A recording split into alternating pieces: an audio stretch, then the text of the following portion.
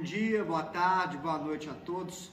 Esse vídeo é parte do cumprimento da matéria Formação de la Investigação, com orientação do professor Vitolo, aqui na UNSA, Universidade Museu Social Argentino, no doutorado em Ciências Jurídicas. Queria primeiramente agradecer a todos os meus colegas, a professora Eva, que tanto nos ajudou, também a minha esposa, que me acompanhou nesse período durante a lua de mel, e vamos falar um pouquinho sobre o tema. A formação da investigação, ela tem uma grande problemática, o problema da liberdade econômica. Existe uma correlação que a gente não consegue explicar, mas ela continua existindo. Aqueles países que possuem o maior IDH do mundo, Índice de Desenvolvimento Humano, como exemplo Noruega, Islândia, Austrália, Dinamarca, Suécia e dentre outros, são os países também que possuem a maior facilidade de fazer negócios e também figuram nos rankings de maior liberdade econômica. Ou seja, observamos uma correlação muito interessante. Aqueles países que têm o maior índice de desenvolvimento humano também estão nas melhores posições do ranking de facilidade de fazer negócios e de maior liberdade econômica. Isso tudo nos leva a um cenário que, talvez uma correlação, de que quanto mais livre um país, mais índice de desenvolvimento humano ele tem. A título de exemplo, enquanto a Noruega tem 0,96 de índice de desenvolvimento humano, o Brasil tem 0,75.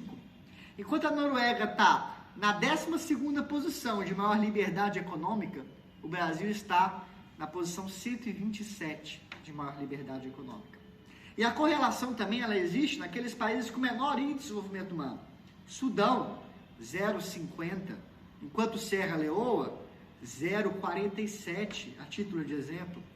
O Sudão vai estar na posição de liberdade econômica em 173, Serra Leoa em 148. E assim há diversas outras características e índices que eu poderia citar aqui. O fato é que um país, se nós queremos um país que seja desenvolvido, um país que tenha desenvolvimento para a sua população, tenha qualidade de vida para a sua população, não há como construir um país sem liberdade econômica. Sem liberdade nos contratos, sem liberdade para as pessoas empreenderem e gerarem riquezas. Somente assim alcançamos um país efetivamente igualitário e justo. E aqui não é uma ideologia que se fala de uma matéria ou de uma pessoa, etc. São dados estatísticos. Existe uma correlação entre liberdade econômica e desenvolvimento humano, entre facilidade de fazer negócios e entre liberdade econômica, entre facilidade de fazer negócios e índice de desenvolvimento humano. Então, nós temos a pirâmide de Kelsen, que é a pirâmide que ficou conhecida como a ordem invocatória do sistema civil law, que coloca a ordem no qual nós devemos seguir a legislação. Em primeiro lugar está a Constituição Federal, em segundo as leis complementares, que existe um quórum maior que as leis ordinárias. As leis ordinárias, o Código Civil, Código Penal, Lei de Liberdade Econômica, dentre outras, medidas provisórias e leis delegadas, que são exemplos de medidas que têm um prazo de validade, e depois podem ou não ser transformadas em lei. E temos também as resoluções e, posteriormente às resoluções, temos os contratos e atos da vida civil. Então, na pirâmide de Kelsen, padrão, que nós conhecemos desde o século XIX, XX, nós temos então uma construção no qual o contrato ele está na última ordem evocatória. Contudo, e se as empresas pudessem ter a liberdade, sem o Estado, para criar e legislar em causa própria? E se elas não dependessem do Estado para melhorar o ranking de liberdade econômica? Se nós não dependêssemos dos políticos para desburocratizar as empresas? É exatamente isso que a Lei da Liberdade Econômica, Lei 13.874 de 2019, ela propõe. Ela pretende revolucionar a forma como nós vemos os contratos empresariais. E você que está me ouvindo aí, você vai me perguntar, Estevão, mas será que uma empresa ela tem uma estrutura para legislar em causa própria? E eu vou te dar alguns exemplos. Dentro de uma empresa, nós temos, uma empresa de grande porte, nós temos uma Assembleia Geral, semelhante ao Poder Legislativo. Temos também um Conselho Fiscal, que na sociedade anônima, ela é ela tem que ter, mas não é funcionamento permanente, somente nas regras gerais, aquelas que estão listadas em ações. Então, o Conselho Fiscal funciona muito semelhante a um Tribunal de Contas, fiscalizando as contas do administrador. Temos também em companhias anônimas listadas na Bolsa o Conselho de Administração, que por sua vez nomeia os diretores que exercem a presidência da companhia. Observe a semelhança entre o poder legislativo e executivo. Conselho de Administração e diretoria exercendo o poder executivo e a Assembleia dos acionistas fazendo o poder legislativo fiscalizado em conjunto com o Conselho Fiscal, fiscalizando o Conselho de Administração e a diretoria. Existe uma correlação e uma forma de reorganização da sociedade empresária que permite freios e contrapesos nesse tipo de liberdade, de forma que o diretor ou o conselheiro não pode fazer o que ele quer, mas somente aquilo que a Assembleia de Acionistas determina. E se ele não faz, ele terá uma ação de responsabilidade do controlador, terá uma ação de responsabilidade do administrador e diversas outras, como a própria prestação de contas. Não é livre para assinar qualquer coisa, a não ser aquilo que os próprios acionistas concordarem. Então, o artigo 3 da Lei da Liberdade Econômica, no inciso 8, vem dizer o seguinte: são direitos de toda pessoa, natural ou jurídica, essenciais para o desenvolvimento e crescimento econômico do país, observado o disposto no parágrafo único do artigo 170 da Constituição Federal. O artigo 170 fala sobre da ordem econômica, que coloca a valorização da livre iniciativa e do trabalho como princípios essenciais à República Brasileira. Dentre esses direitos, o artigo 3, ter a garantia de que os negócios jurídicos e empresariais paritários serão objeto de livre estipulação das partes pactuantes, vírgula. E aqui é interessante. Então, nós temos primeiro a garantia de que os negócios jurídicos e empresariais serão objeto de livre estipulação. Então, eu posso escrever o que eu quiser. E ele vem colocando: de forma a aplicar todas as regras do direito empresarial apenas de maneira subsidiária ao avançado. Ou seja, normas de direito empresarial se tornariam normas secundárias. Primeiro viriam as normas pactuadas no contrato. E aí você vai me perguntar: Estevão, mas qualquer norma? Então você está me dizendo que eu poderia pactuar de vender meu corpo? Não. Estamos falando de um contrato empresarial puro e paritário.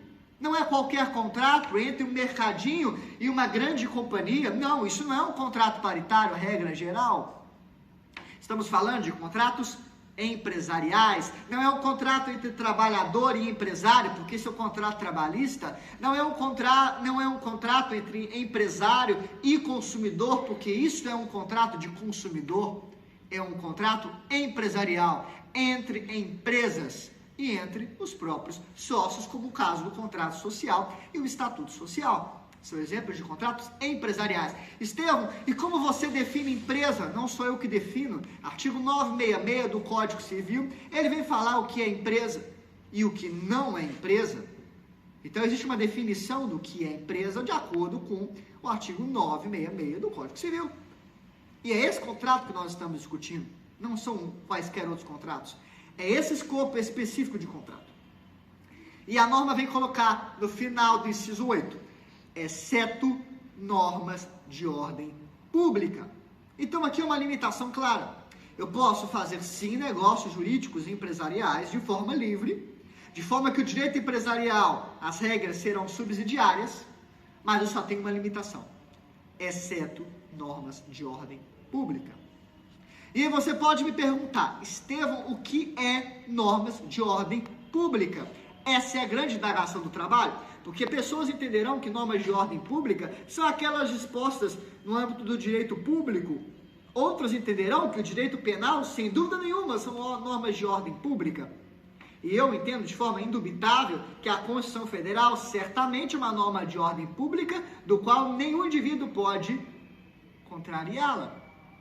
Mas a grande indagação é: o que é norma de ordem pública? E por isso vamos revisitar sobre as condições para a prevalência do contrato empresarial sobre a lei.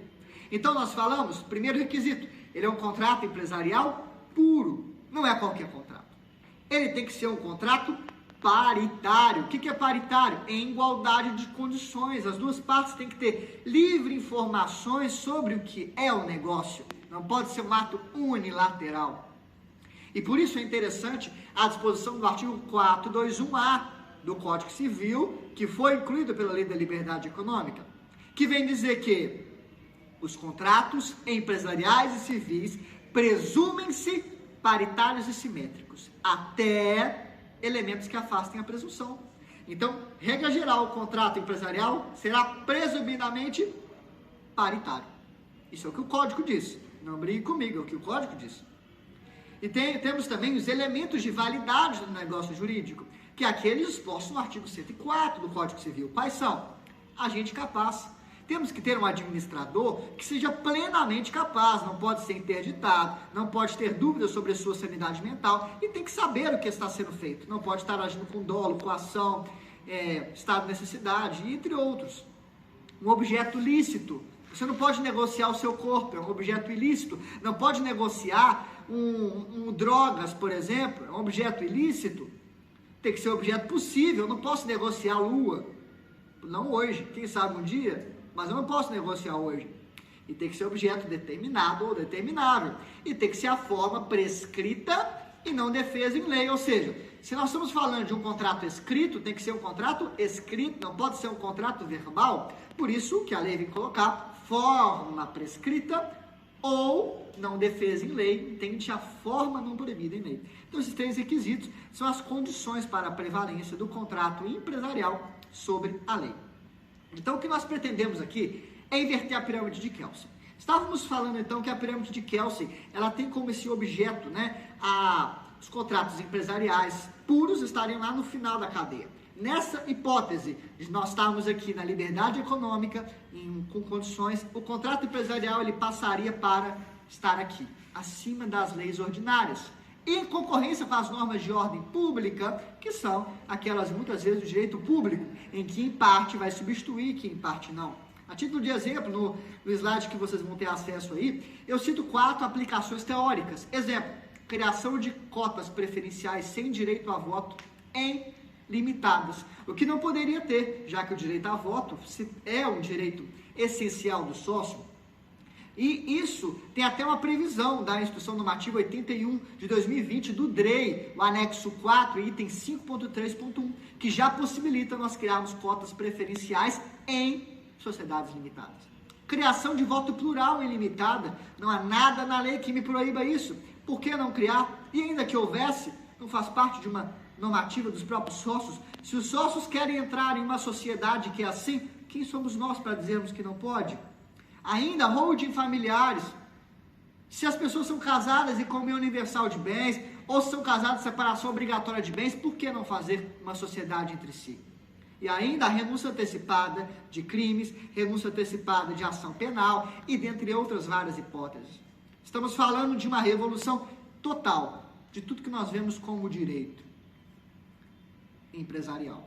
Então, o título do projeto é a prevalência de contratos empresariais sobre a lei, e o objetivo da investigação é exatamente isso: em quais cláusulas empresariais no Brasil e na atualidade podem ter disposições com prevalência sobre a lei. A resposta: em contratos empresariais paritários no Brasil e na atualidade, é possível que cláusulas contratuais tenham prevalência sobre a lei, desde que não contrariem normas de ordem pública.